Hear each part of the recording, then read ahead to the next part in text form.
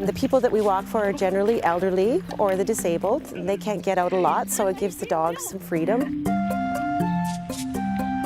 We walk on Mondays and Fridays, and for a minimum of an hour, sometimes a little bit longer, depending on how the dogs are doing and how hot it gets. The dog walking has really brought us out in the community. People go, oh, there's the dog walkers, you know, here they are again, and look what a great thing they're doing. You're turning. Oh, it's turning. What? Lori is applying for a GPS. I think it's called a trekker. At this point, I've been coming along with them on the dog walks, but what we'd like to do is make it completely independent so that we could pick a route before they left, program it into their trekker.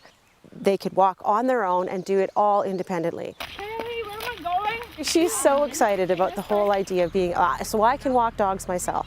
And just for her to say that is just amazing. To actually go out there and walk these dogs with her peers, but actually do it all by herself and say that she got to the houses, she did everything correctly, and then to be able to come back and say, I did it, would just be a tremendous boost to her self-esteem.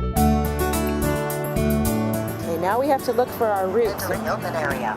So we have to push this button right here. Can you do that? GPS. The club to the K Cafe. That's the one we want. So we're going to confirm our route. Can you push that? 7th Avenue crossing 4th Street. Go straight on 7th Avenue. Next, instructions at 509 feet. Stay on walking path. 4-way intersection. 7th Avenue crossing 5th Street. Go straight on 7th Avenue. Next, instruction at 359 feet. Look both ways for traffic. Look both ways for traffic. Any cars coming? No. Okay. Go straight ahead. Right? Straight ahead. You have reached your destination. And where did we get to? K Cafe. High five. Good job.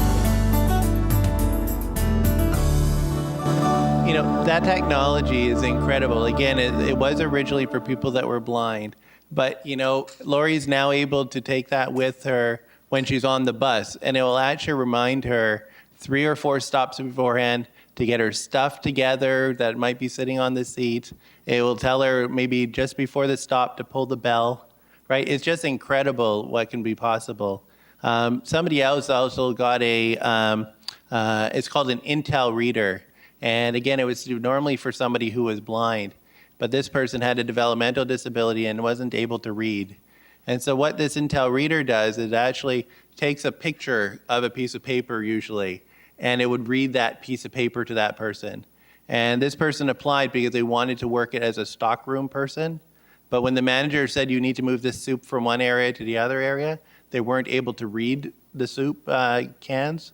So they now were able to, we provided them that assistive technology, and they put it over top of the can. It says chicken noodle soup, and they now know to take that chicken noodle soup and put it to somewhere else.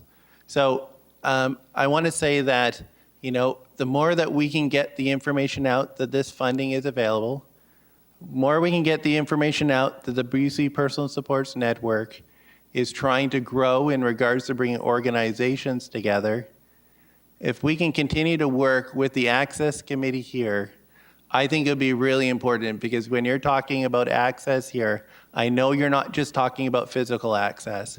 You're talking about accessibility overall. And I think that's what's so important, is that we look at accessibility so people can get into the workforce, they can go to school, they can play, they can have fun. Thank you for letting me talk today, and I hope you'll let me ask a few questions for you. I'm sorry that I was a little bit long. Am I right in my understanding that you and I don't have a right to personal supports? We don't have a right to community care in British Columbia? And there's no legal barrier that would prevent the province from eliminating those supports tomorrow if they wanted to. Is that correct? So, you know, let me talk about the home support side. And, you know, home support obviously has been dear to me and to you and many people in this room. It is true that there is no right to home support. The hours that I receive, I could wake up tomorrow and be told that they're not there. We do need, as Paul, you've been talking about, looking at legislation in place to give people the right to have home support. Yes, Paul, you're right. I have one more question. Is it true that you carry your gold medal with you wherever you go? It's not true. It's not true. It's on my wall in my office. That's funny. I'd also like to acknowledge that Mayor Stewart has joined us, and I appreciate you coming down and saying hello, listening to our speakers. Hello.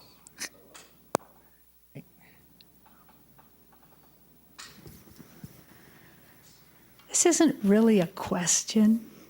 I just want to acknowledge that the fact that I'm here today and not in a nursing home is because of Paul Gauthier, who came and saved my life. Thank you. Thank you. One here and then another one over here.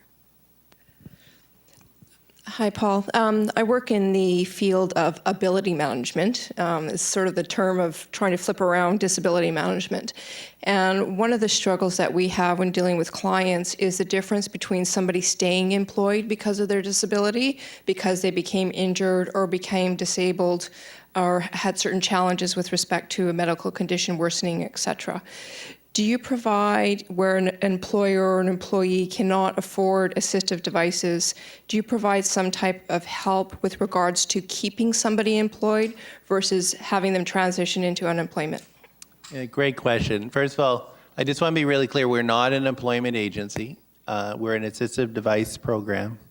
Because we get funding through the labor market agreement, we get the funding through the federal government. If somebody is eligible for EI, for example, they wouldn't be eligible for our program. If somebody is currently working, unfortunately, they're also not eligible for our program. However, one of the things that's really important is that as a network, EATI is only the beginning.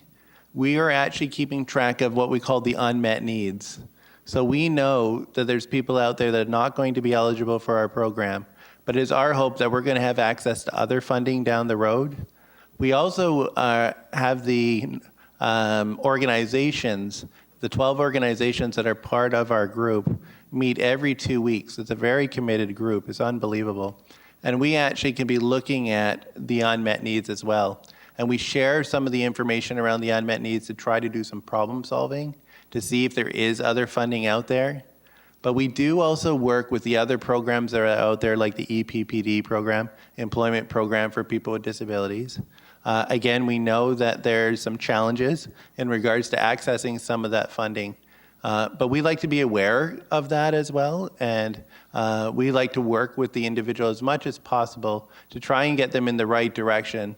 But if there's nothing there at all, it is really important that people do come forward, let us know, fill out the 3 questions. By the way, the application process for us is very simple. It's literally 3 questions. What is your goal? What is your functional situation? And the third question is, what is your need, right? So, and if the person knows they're not eligible for EATI, they would just make a note of that on the application, but we would then take some time to see what other possibilities might be there for them. But I am sure, if I speak on behalf of the committee, that this evening has been quite memorable and has helped to inform us as we move forward in doing our job and helping to make Coquitlam more accessible. So thank you very much for joining us this evening. Well, on behalf of Paul and myself, we thank you for having the forward enough to bring us here and to make sure that this message does get out, and we appreciate that. And I think Paul and I would both say that we would love to come back again to give an update on where things are at, both in regards to what's happening on the legislation side for Paul and for us in regards to talking about another endeavor that we're working on. And I'll just say one little thing about it, and that is that we're working towards looking at a feasibility around developing a co-op and looking at very similar to something like the Mountain Equipment Co-op. So again, looking at the need for information. And when we did a study and we did a study of about over 300 people. And one of the things that they were talking about when it came to equipment and devices was the aspect that there wasn't enough information. So I think what I hope the next time we talk about is hopefully a formation of a co-op and how we can be able to make sure that people in this province get good information about products. Thank you. Thank you.